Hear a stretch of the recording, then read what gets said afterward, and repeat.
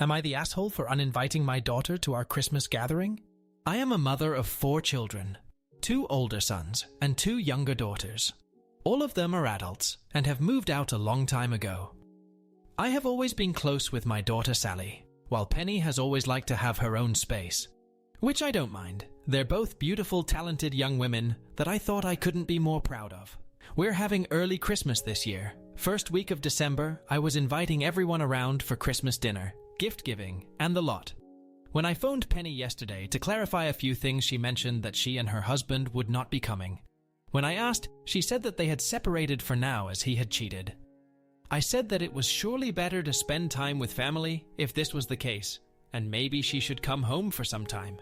She ummed and ahed, but then eventually she told me he had an affair with Sally, and they had been seeing each other for the past 2 years. I felt sick. For the past 6 months in our talks, Sally has alluded that she had been seeing someone and was typically girl in love. I uninvited Sally to the Christmas gathering and blocked her. I don't know if I'm able to deal with her before Christmas, but this is family time and family can't hurt each other like that. I'm at a loss in all honesty. Penny is now coming, which is good, because at this time she needs stability of people who love her IMO. The problem is that Sally naturally thinks I'm in the wrong. It's none of my business. And as her mother, I can't block her and remove her from the family. My sister thinks I shouldn't get involved in their personal lives, which I think is BS. My daughter needs us right now. But then she tells me, I have 2 daughters to think about, which I think isn't true. Sally has forfeited that right ATM. Thankfully, my husband is liaising with Sally ATM, but he is also in solidarity with me.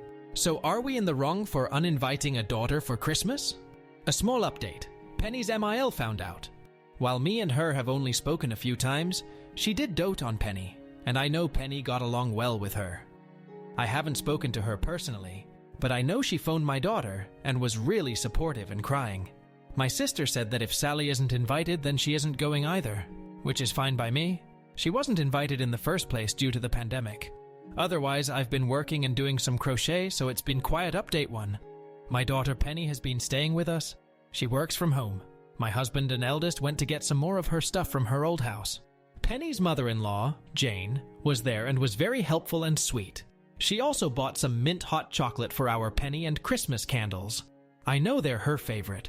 From what Penny has told me, Jane is having similar feelings to me. A lot of guilt over our children's decision to hurt people we love. I think at this point we have to accept that we did our best raising them. But they're adults now, so we can't beat ourselves up. Penny and Jane are going to stay in touch. I think Jane truly does think of Penny as a daughter friend. On to some more negative things. I wrote my letter to Sally during this time. I expressed that I was extremely disappointed and also disgusted. While I will continue to have a relationship with her, she won't be welcome to any family gatherings with Penny present, unless Penny has met a point in her life where she feels comfortable.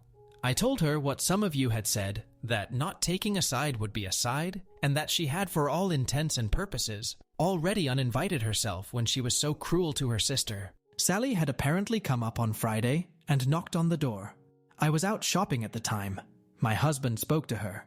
Apparently, Sally and Michael, my son-in-law, are going to continue their relationship. I will not support it in any way or form. She may be my daughter, but that man is not welcome.